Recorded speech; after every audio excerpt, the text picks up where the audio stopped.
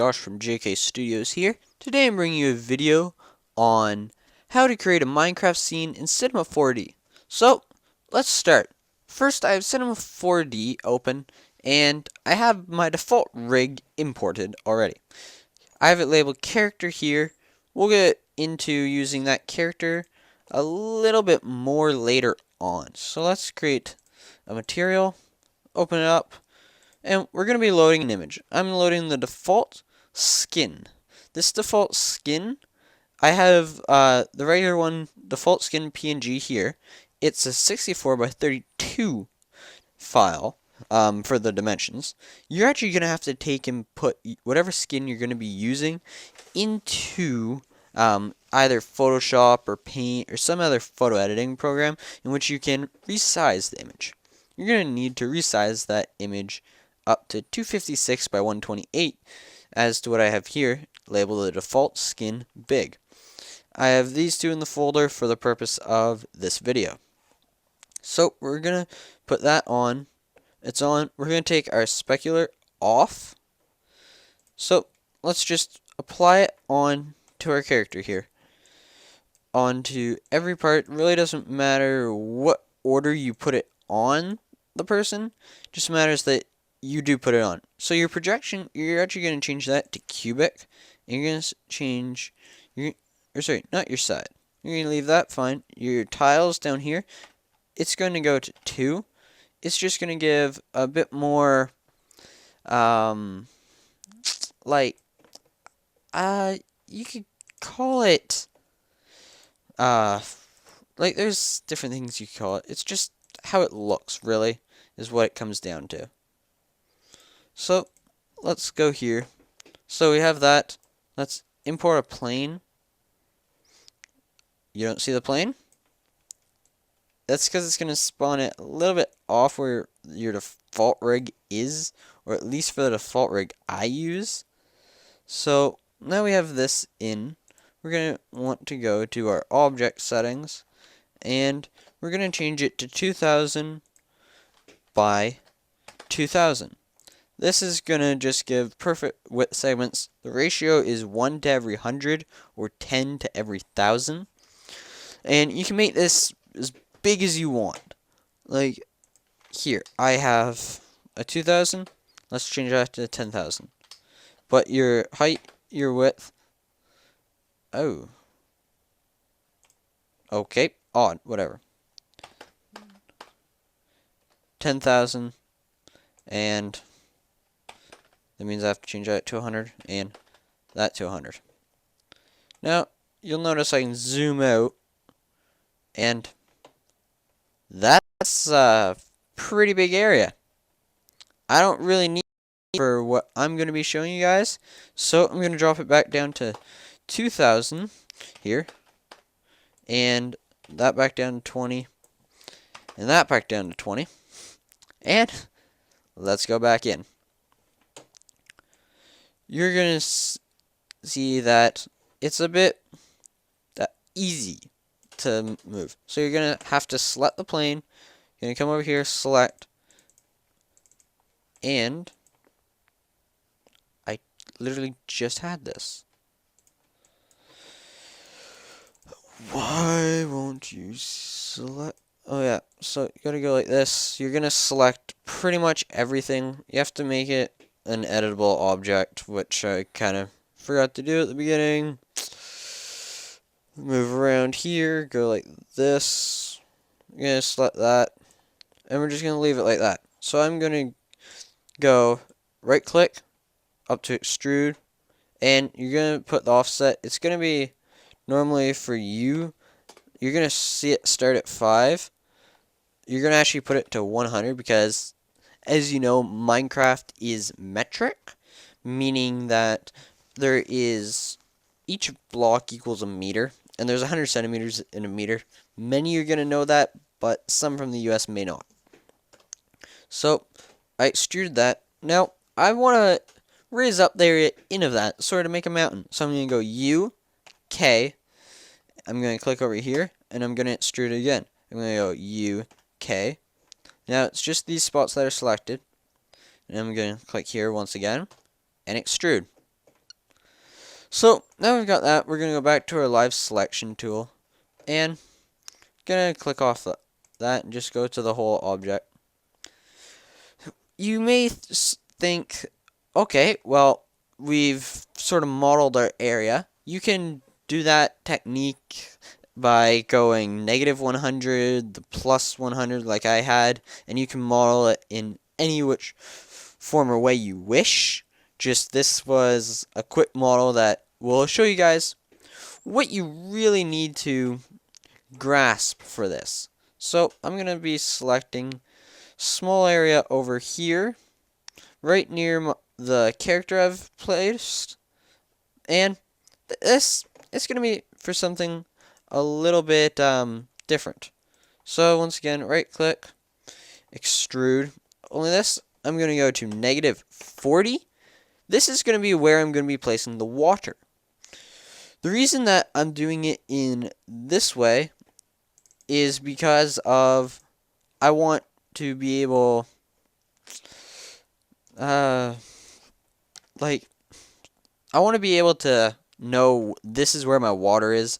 If it's gonna get put by something else sort of overriding it in a minute, but you'll see in the long run what it actually is going to be. So let's go down here. We're going to create another material. We're going to go to load image, and we're going to go into our textures, which you can just download, or you can go into your jar file and extract them through there. I found that to be the easiest, but you will need to take one of the sky, or just like a screenshot of the sky, and then crop an image that is the same as whatever you're using in your jar file or your texture pack, depending on if you decide to use textures. This is just textures for the default Minecraft, hence the title Mincecraft right here. Libraries, I do have Minecraft, and I have different things that allow me to go into different parts. So I'm just going to search for grass to make it a bit quicker. Let's go with the grass top. Okay, we got that. Our specular off. And we just made the whole thing that. Remember to put these to 2. And our mapping, our projection to cubic. Because we are using cubes.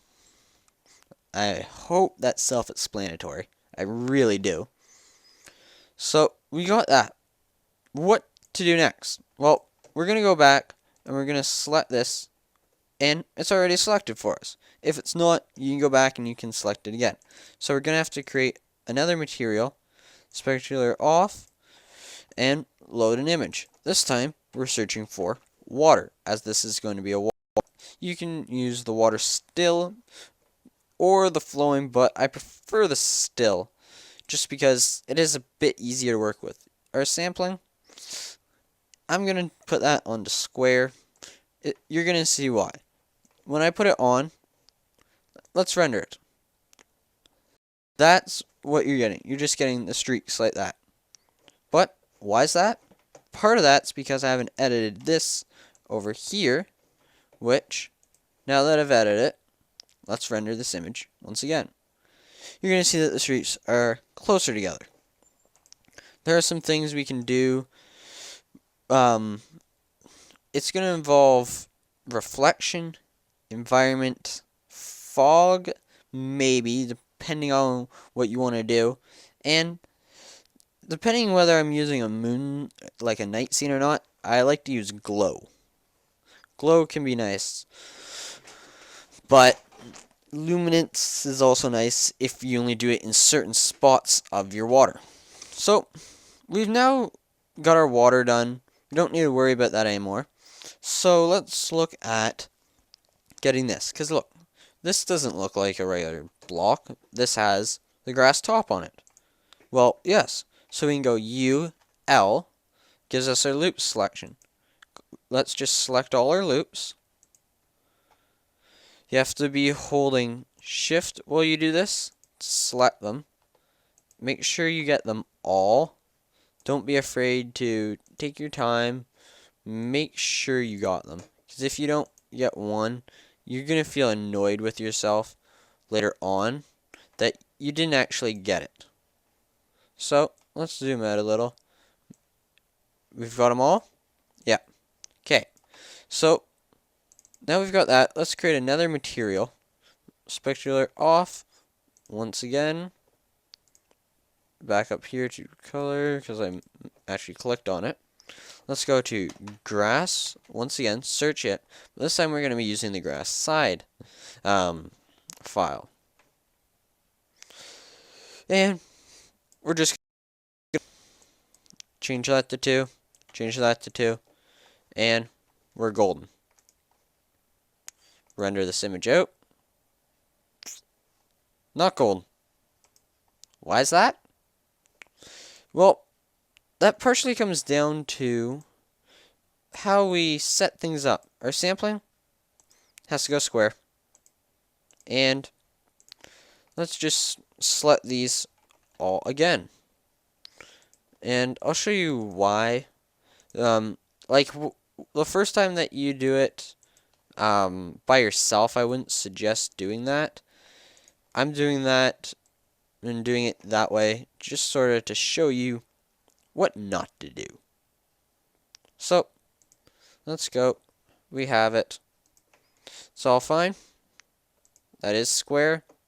You make sure that, or you can also set it to none. That's another thing. None. Let's drag it out and on. Let's render it. It's weird. Why is it weird? Well, part of that comes from this, and it also comes from the one thing I didn't say, but I was hoping you would actually catch on to. You have to change your projection to cubic. Hopefully, you guys already knew that and you were paying attention to that. But if not, it just shows you what can happen when you don't pay attention, and just really why you need to focus on ensuring you're always paying attention to what you're doing and that it's proper and how you want it to be. So, now let's just select the plane, and we're going to select this area here in the water. We have to select all of it. We're just going to go around. Make sure you get it. Don't miss one little piece, like one of the ones back here, that little one over there that I selected, or the little one there. So, we've got them selected. We're going to go down here, and we're going to go to split. Now you see it's a completely different plane. I can actually move this down, move it all the way up and out. But, I'm not going to do that. The reason for that is, well, we're going to be adding something. So we're going to go over here to bend. We're going to go down to formula. Zoom back out. Bring our formula over. And just move it slightly into place. Here like this. Your formula is selected. You can just mess with your size. I'm going to do 100, 100, and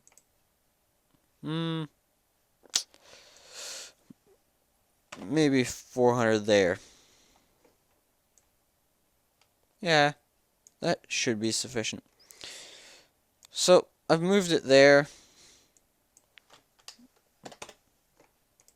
And now it's there. Let's just render and have a look. Didn't do anything, right? Well, that's because it's not actually part of the plane. So, we need to select this plane itself. Okay, this plane. Normally you'd relabel it, but I didn't. Notice something. There's a little bit of a wave. And I'll spin it here and zoom it down in. There's definitely some wave. Now, what happens when I change this to 200? That increases the wave, but what if I change it to 500? That's overkill, right? Because that's going over top, and you're not animating a spill out. So I wouldn't suggest if you go with the -40 that you go with the 500. I'd suggest maximum of a 200 or a 250. So let's zoom back out here.